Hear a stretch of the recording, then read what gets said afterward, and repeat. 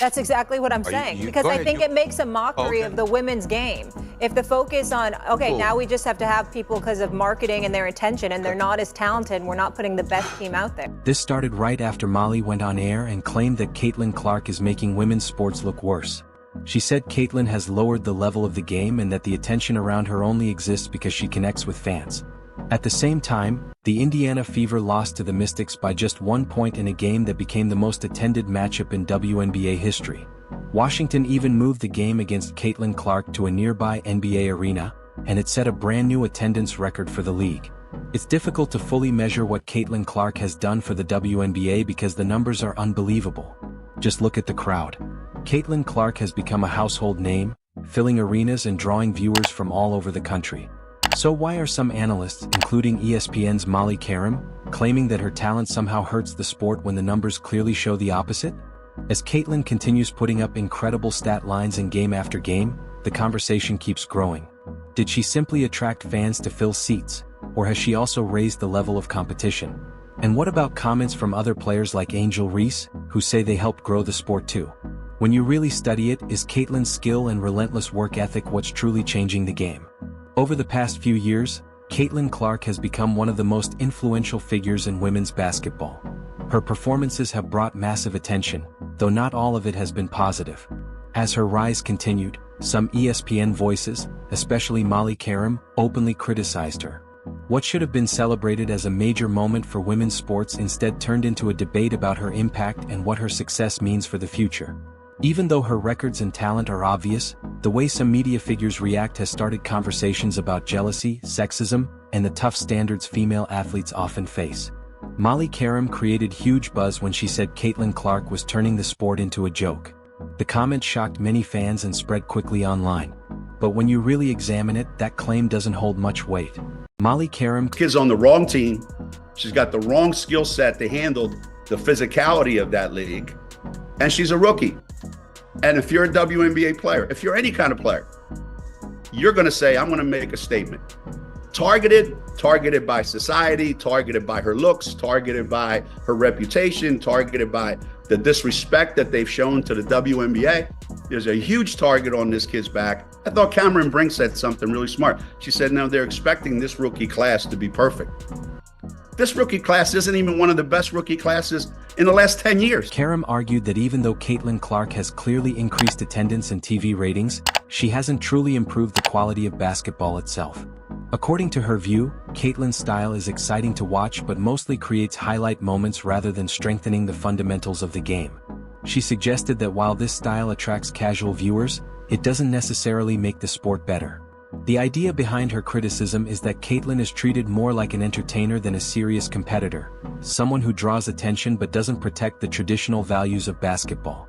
The main argument from critics is that Caitlin relies heavily on deep three-pointers and dramatic scoring plays, which they believe move focus away from fundamentals. Qerim's belief is that chasing big scoring nights can distract from teamwork, defensive effort, and smart strategy, the parts she considers most important. But when you actually examine Caitlin Clark's production, that argument becomes hard to support.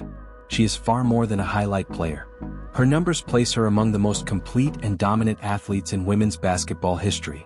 During her time at Iowa, she shattered multiple records, including becoming the youngest player in NCAA history to record multiple triple-doubles in a single season. And her impact goes far beyond scoring. While her scoring ability is elite, she is also an exceptional passer who regularly ranks near the top in assists. Her court vision is advanced, allowing her to read defenses early and deliver passes that surprise opponents. The idea that her game is only about entertainment falls apart when you examine the statistics. She isn't just taking long shots, she's creating opportunities, breaking down defenses, and controlling the pace of games in ways rarely seen from a player her age. Her effort also extends to defense. Caitlin competes hard, takes difficult matchups, and has even led her team in steals. So when critics claim she hasn't raised the level of women's basketball, they overlook that she is doing things rarely seen before. In reality, she's expanding what players believe is possible, forcing opponents to adapt and pushing teammates to raise their level. Watch this. I have said this all season, BC. My Rookie of the Year is going to go based on the standings. Okay. Because I think that is how you have the opportunity to measure impact. And the sky's right above them. And the sky right now are in the playoffs, So you'd have to give the nod in my mind to Angel Reese. Again, what I think is happening here is this black woman is trying to play mental gymnastics and find a way to put Angel Reese above Caitlin Clark. Rookie of the Year does not go to a team. That's why it's called Rookie of the Year. It goes to an individual player. So wouldn't it make sense that you would analyze their statistics and analyze individual play overall? Like, this woman is doing all types of mental gymnastics in order to come to this conclusion so she can try to place Angel Reese above Caitlin Clark in that race. When the Fever and the Future are ranked higher than the Sky, I'll be curious to see if she says the same thing. See if she then tries to maneuver to something different. One of Caitlin Clark's greatest qualities is her consistency. Game after game, she produces numbers that challenge critics to reconsider their opinions. During the 2024-2025 season, for instance, she averaged 27 points per game along with 8 assists and 7 rebounds. Those are MVP-level statistics in any league, especially against strong competition. She has scored 30, 40, and even 50 points in games, repeatedly carrying her team when it mattered most. So when Molly and others describe her as more style than substance, they overlook that her production isn't extra, it's essential. Her performances directly help her team win. Without her presence, Iowa simply would not reach the same level. And putting up huge numbers doesn't mean she plays selfishly. Instead, it shows how important she is to every part of her team's system.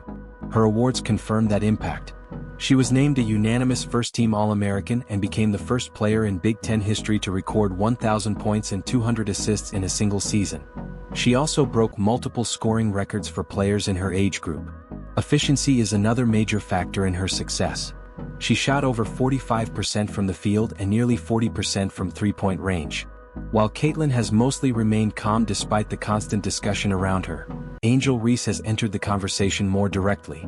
Reese, who played at LSU, has said several times that she believes she helped make women's basketball bigger and that the media focused more on Clark while overlooking. People don't understand, like, if they think it's personal, but when I get between the lines, if friends or anything, if my teammate right here went to play for another team, I'm going to be competitive, I'm going to talk trash to her just because I'm super competitive and that's what we do. But off the court, we're going to kick it and have fun, so I think that's a part of the game, and just trying to normalize, like, trash talking is okay, but not taking it personal off the court, and obviously that has become a thing, and people are just trying to make it seem like it's something, but I love Caitlin, and I love her game, and I admire everything that she's done. But does that version of the story really match what has happened? Or is Reese trying to maintain attention by positioning Caitlin Clark as a rival? Many fans and analysts believe Reese's decision to embrace a villain image is mostly about staying in the spotlight. There's no question that Reese is a talented player, but her achievements don't compare to what Clark has accomplished so far. Saying she is the main reason the sport has grown sounds more like personal branding than reality. Another important detail is that Caitlin Clark has never tried to fuel public drama with Reese or anyone else. In interviews, she remains respectful, avoids criticizing others, and doesn't chase headlines. Even so, some voices in the media still present her in a negative light. Meanwhile, Reese, who sometimes leans into controversy, often receives less criticism. This frustrates many of Clark's supporters, who feel she is being unfairly targeted simply because she wins and receives so much attention. At times it seems like people are searching for flaws in her game or personality even when none exist. And while Reese may enjoy playing the villain role, it's clear that Caitlin Clark has no interest in that. People are watching women's basketball right now. It all started from the national championship game, and I've been dealing with this for 2 years now.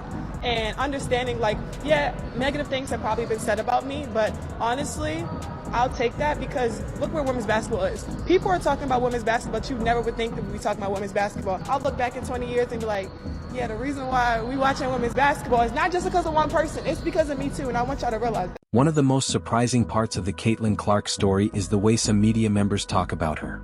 Even with constant success, she is often discussed in a critical tone, with analysts like Molly Qerim questioning her talent and suggesting she's more of a spectacle than a genuine superstar. That raises an obvious question. Why has Caitlin Clark, a player who continues to dominate at the highest level, become such a frequent target? One reason may be that sports media often challenges athletes who rise quickly. Caitlin's rise has been extremely fast, and some people appear uncomfortable seeing such a young player achieve so much so soon.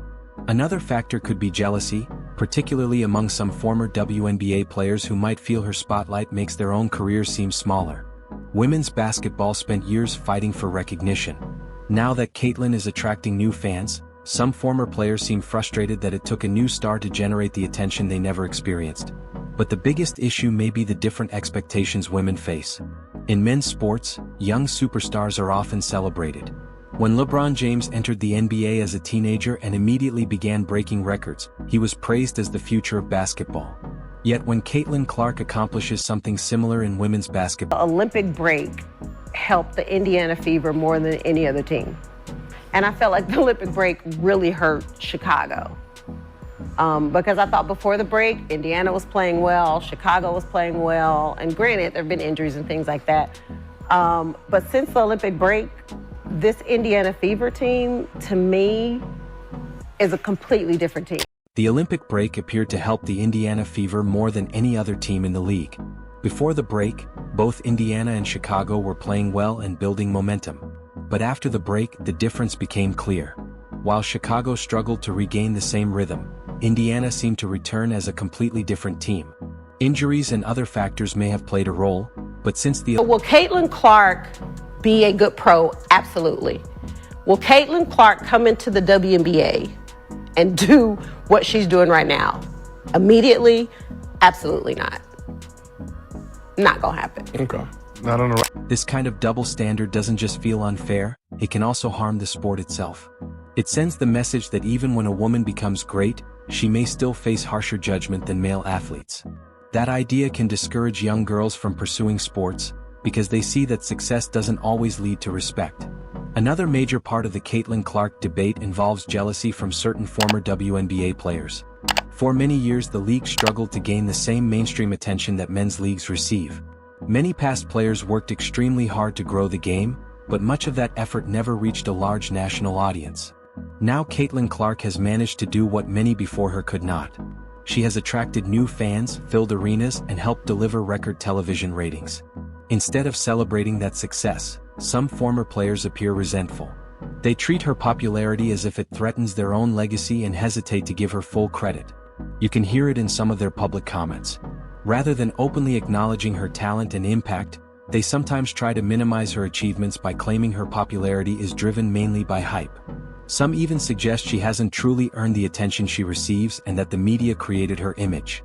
But those arguments fall apart when the facts are examined. Caitlin Clark built her success through skill, relentless practice, and real performance on the court. This type of jealousy doesn't help anyone. In fact, it can damage women's basketball. Instead of criticizing the next generation of stars, former players would benefit. Caitlin Clark is all about winning. I don't know if y'all know that. I don't know if y'all been paying attention.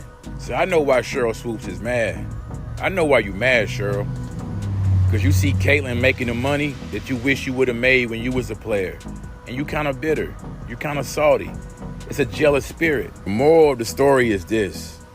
Every OG is not an OG. Some OGs just old and grumpy. Fit the sport more by supporting them, because Caitlin's success helps the entire league grow. Caitlin Clark's rise represents more than just the success of one player. It reflects the future direction of women's basketball. She has proven that a massive audience exists for women's sports. Many people who had never watched a women's basketball game before are now paying attention. Arenas are full, television ratings are breaking records, and the games are showing that women's basketball can be intense, competitive, and exciting. This is exactly the kind of growth the WNBA has been hoping for. The league has spent years trying to bring more attention to the sport, and now that it is finally happening, the reaction should be enthusiasm rather than criticism. In only a few years, Caitlin Clark has done more to increase visibility for women's basketball than many players accomplished during an entire career. She has lifted the profile of the sport in ways few people expected. At the same time, she has shown that women's basketball can become a major part of the sports world. Despite that, she continues to face criticism from analysts like Qerim and from certain former players. However, her supporters believe that her dedication and talent will continue proving her value, and that jealousy or media pressure will not stop the progress she is making. Caitlin Clark's path in women's basketball has been remarkable. She has broken records, attracted new audiences, and shown that she belongs among the top players of her generation. Even so, she continues to face criticism from analysts and former athletes who seem determined to downplay her accomplishments. But the evidence is clear in her statistics, performances, and overall ability. Neither jealousy nor media criticism can erase what she has achieved. Her legacy will only continue to grow as she keeps proving her critics wrong. Caitlin Clark is not damaging the sport. She is helping it move forward. Because of her impact, women's basketball now has an even brighter future. As attention remains focused on Caitlin Clark, one thing is clear: her influence is real. Despite criticism from certain ESPN personalities and former players,